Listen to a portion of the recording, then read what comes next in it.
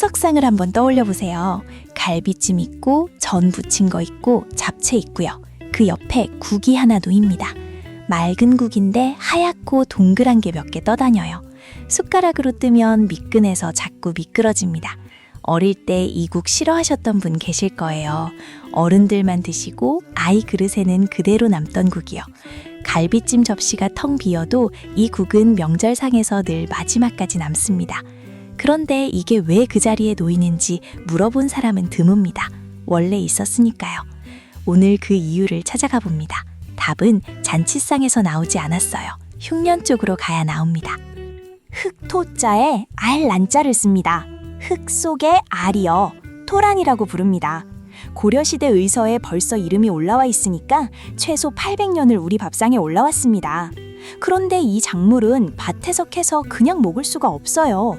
생으로 한 입 베어 물면 목이 아려서 삼키질 못합니다. 알이다는 게 맵다는 것도 아니고 쓰다는 것도 아니에요. 목 안쪽을 따끔따끔 긁습니다. 먹을 게 없어서 심은 작물인데 먹으려면 반드시 사람 손이 여러 번 가야 했어요. 이 모순 하나가 오늘 이야기를 끝까지 끌고 갑니다. 그리고 이 문제의 답을 400년 전에 이미 적어둔 사람이 있었습니다. 조선의 어느 흉년으로 가보겠습니다. 쌀독이 비었어요. 논에서 거둘 게 없으면 사람들은 밭으로 갑니다. 그 밭에 토란이 자랐습니다. 구황작물이라고 부르는데요. 흉년의 곡식 대신 배를 채워주는 작물을 그렇게 불렀습니다. 토란은 그 목록에 늘 이름을 올렸어요. 이유가 있습니다. 가뭄이 들면 논이 먼저 마르거든요. 벼가 물을 못 받으면 그해 농사가 통째로 날아갑니다. 그런데 토란은 밭에 심어요. 논이 말라도 살아남습니다. 심어두면 알아서 굵어지고 한 포기에서 알이 여러 개 달려요. 줄기는 말려서 나물로 먹고 잎은 쪄서 쌈으로 먹었어요. 한 포기에서 3가지가 나옵니다. 손이 덜 갔어요. 캐기 전까지는요. 캐고 나면 얘기가 달라집니다. 그냥 삶아서 상에 올리면 온 식구가 목을 붙잡고 캑캑거려요. 배는 고픈데 못 먹습니다. 그래서 방법을 찾기 시작했어요. 쌀 씻은 물에 담가뒀습니다. 하룻밤을요. 소금 넣고 삶아도 봤고요. 삶은 다음에 찬물에 헹구고 다시 물에 담가 반나절을 더 우려냈습니다. 갈색물이 안 나올 때까지요. 이 과정을 다 거치고 나서야 목이 안 아팠어요. 그렇게 쌓인 방법을 누군가 정리해서 적어둡니다. 1610년 동의보감이요. 허주는 토란을 우자라고 적으면서 이렇게 씁니다. 생것은 목이 막히고 가렵지만 익히면 해가 없다. 4억 년 전 문장인데 현대과학이 밝혀낸 원인하고 정확히 맞아떨어집니다. 토란 안에는 바늘처럼 뾰족한 결정이 박혀 있거든요. 그게 목 점막을 긁는 겁니다. 열을 가하면 그 결정 구조가 무너져요. 허주는 현미경 없이 결과만 보고 정답을 적어뒀습니다. 그리고 한 줄을 더 붙였어요. 위를 열어 음식이 잘 넘어가게 한다고요. 이 한 줄이 오늘 이야기의 나머지 절반을 엽니다. 목이 아린 걸 감수하고도 계속 심었다는 건 그만큼 얻는 게 컸다는 뜻이겠죠? 대체 뭘 얻으려고 그 고생을 했는지 캐낸 자리부터 보고 가겠습니다. 밭에서 토란을 캐면 흙덩어리 하나가 통째로 딸려 나옵니다. 가운데 굵은 알이 하나 앉아있고 그 둘레로 작은 알들이 옹기종기 붙습니다. 알처럼 댕글댕글 달렸다고 해서 이름이 토란입니다. 이름이 하나 더 붙었어요. 토련이요. 흙 속의 연꽃이라는 뜻입니다. 땅 밑에서 줄기가 옆으로 뻗어가며 번지는 모양이 연뿌리를 닮았거든요. 잎을 보시면 더 그렇습니다. 어른 얼굴보다 큰 잎이 우산처럼 펴져요. 비 오는 날 그 잎 밑에 들어가면 진짜로 앉았습니다. 갓캔 토란에는 잔뿌리가 덕지덕지 붙고 흙이 자득 묻어나옵니다. 이걸 다듬어서 껍질을 벗기면 안에서 하얀 속살이 나와요. 속이 꽉 찼습니다. 이렇게 다듬어 놓은 걸 알토란이라고 부릅니다. 여기서 말이 하나 나왔어요. 알토란 같다. 살림이 옹골차고 실속 있다고 할 때 쓰는 그 말이요. 흙범벅이던 게 다듬고 나니 이렇게 알차더라 하는 감탄이 그대로 말로 굳었습니다. 만지실 때는 장갑을 끼세요. 목을 아리게 하는 그 성분이 껍질 쪽에 몰려 있어서 맨손으로 오래 만지면 손이 가렵습니다.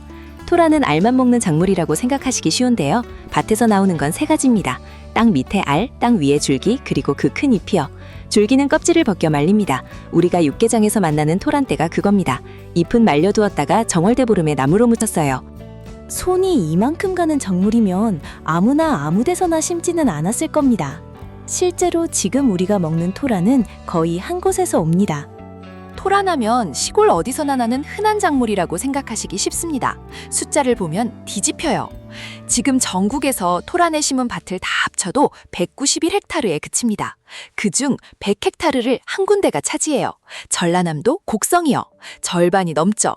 생산량으로 넘어가면 차이가 더 벌어집니다. 전국에서 2,777톤이 나는데 곡성 혼자 2,202톤을 냅니다. 79.3%요. 마트에서 집어두는 토란 요티즘이 8개는 곡성에서 옵니다. 왜 하필 여기냐면요. 토란은 원래 인도 쪽에서 건너왔습니다. 덥고 축축한 땅에서 자라던 작물이에요. 그래서 우리나라에서도 중부 이북으로 올라가면 재배가 잘 안 됩니다. 곡성은 섬진강하고 보성강이 만나는 자리에 앉았어요. 강 두 개가 합쳐지는 분지라 아침마다 안개가 깔립니다.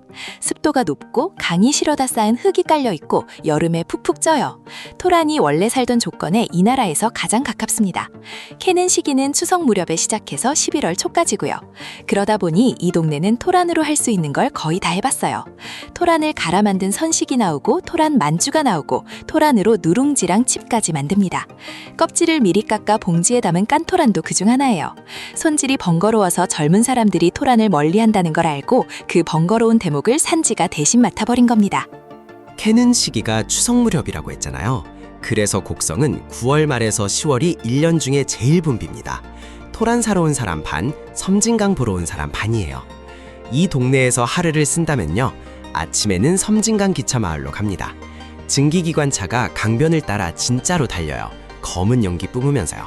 레일바이키도 같이 탈 수 있고요. 점심은 암록으로 내려갑니다. 섬진강하고 보성강이 만나는 바로 그 자리요. 백사장이 3만 평 넘게 펼쳐지고 강변에 참게탕이랑 은어회 하는 집들이 쭉 늘어섭니다. 가을 참게가 살이 제일 올랐을 때고요. 오후엔 태안사에 들으시면 됩니다. 계곡 끼고 앉은 조용한 절인데 단풍이 좋아요. 토란 한 자루 사러 들어갔다가 해가 다 갔습니다.